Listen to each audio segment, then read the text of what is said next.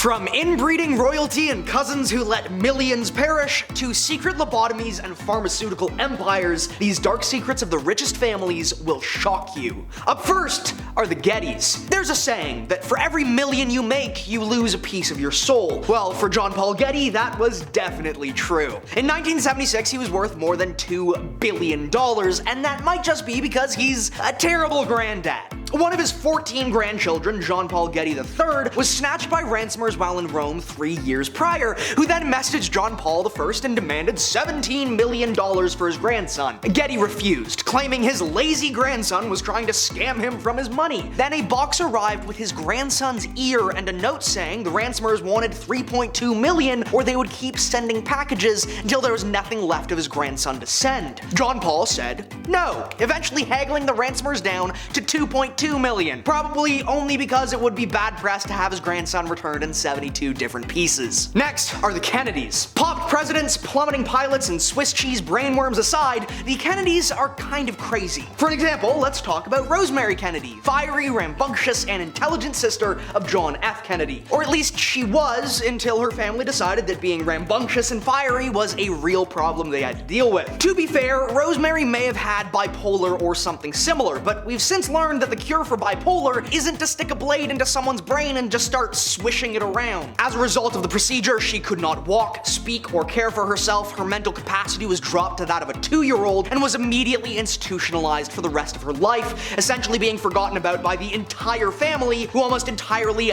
never visited or spoke about her. Next are the Sacklers. The Sacklers were not an evil family until, like with many, greed took root. Arthur, Mortimer, and Raymond, the three brothers, were hailed as the cutting edge of medical science and were some of the first to lead the push away from lobotomies and towards more modern medications, which is great. However, they then started Purdue Pharmaceuticals and in 1996 invented OxyContin, the downfall of hundreds of thousands. Substances do not have a moral weight. The same substance could be used to help an amputee recover or destroy the life of an addict. It all depends on context and use. So perhaps advertising OxyContin as perfectly safe with no addiction risks and pushing it to be handed out like candy wasn't exactly a great idea for public health. I mean, it was a great idea for them, because if you get someone dependent on your substance, then you have a customer for life. Who cares how much destruction it causes in their life, right? Purdue Pharma is one of the leading causes of the opioid epidemic. Next are the Windsors. We just think of the Windsors as the royal family of Britain now. You know, a meaningless figurehead family that doesn't really do anything except suck up taxpayer dollars. But the Windsors have a much more sordid history. See, the Windsors are actually German, only changing their name from Saxe-Coburg-Gotha when World War I broke out and suddenly Gotha bombers started attacking London, and it wasn't really a great last name to have. But the worst was yet to come. King Edward VIII would be forced to abdicate his throne in order to marry an American commoner that he fell in love with. But this forced abdication didn't exactly sit well with him. So he went to Germany in 1937 and became really good friends with all of the people leading Germany in 1937. It's now believed that he even conspired with the Third Reich to betray the British and was known to publicly push hard for appeasement, something which has never once worked in maintaining peace. Next are the Habsburgs. Turns out prioritizing genetic purity over not marrying your cousins was really popular with the Habsburgs. Maybe that's why they were generally so insane throughout history. They would cuddle with mummified saint remains to cure their diseases, and one of them was so vain he sewed himself into his suit, which led to one of the bloodiest conflicts in history. That's right, Franz Ferdinand was a Habsburg. They also had really weird obsessions with watching animals perish. Franz Ferdinand, for example, once put down 2,140 animals in a single day, while Leopold I's favorite pastime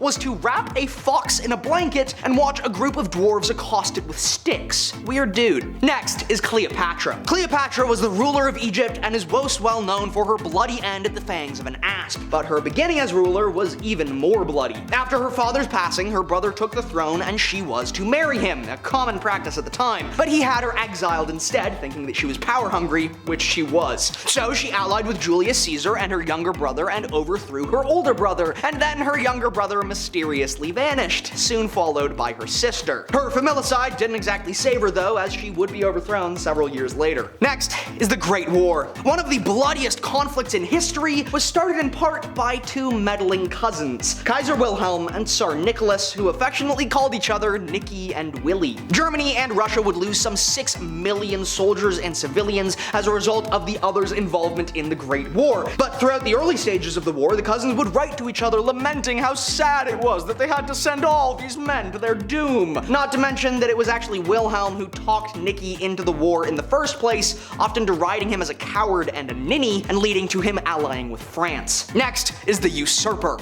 William the Conqueror had 3 surviving sons, the youngest being Henry. Upon his passing, Normandy was given to Robert, and William II got England. But Henry was crafty, and when William suddenly passed of a hunting accident while Robert was away crusading, Henry struck, seizing the throne and declaring himself king in 3 days. Robert attempted to return to England and wrestle the throne from Henry, but was beaten, chased to Normandy, and then captured, spending the rest of his life as his brother's prisoner. Talk about sibling rivalry. Next is Vlad Dracula. A hero to some, a villain to others, there's no denying Vlad Dracula of Wallachia was an incredibly effective and brutal ruler. Part of that may have something to do with his father never loving him. A young Vlad was given as a hostage to the Ottoman Empire to ensure his father, the king of Wallachia, would remain loyal. Except he didn't. His father didn't give a single crap about Vlad, and Vlad was almost put down for his father's betrayal of the empire. But the Ottomans thought, well, since his dad doesn't care anyways, why not take him to our side, and then helped Vlad invade Hungary and then Wallachia to restore his lands. So what if a couple of his brothers got in the way in the process? Of course,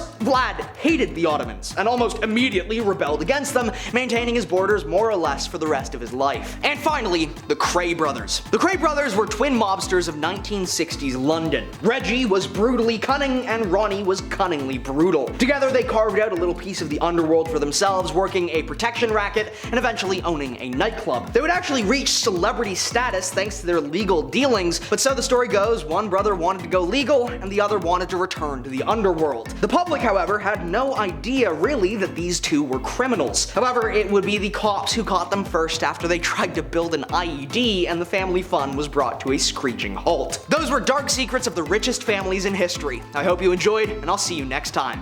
Pop presidents, plummeting pilots, and Swiss cheese brainworms aside, that's it. However, they started Purdue Pharmaceuticals, and in 1996 invented OxyContin, the downfall of literally hundreds. Henry was crafty, and when William suddenly passed of a hunting accident while Cleopatra was the ruler of Egypt and is most well known for her bloody end at the end. Purdue Pharma is known as one of the leading causes of the opioid pandemic.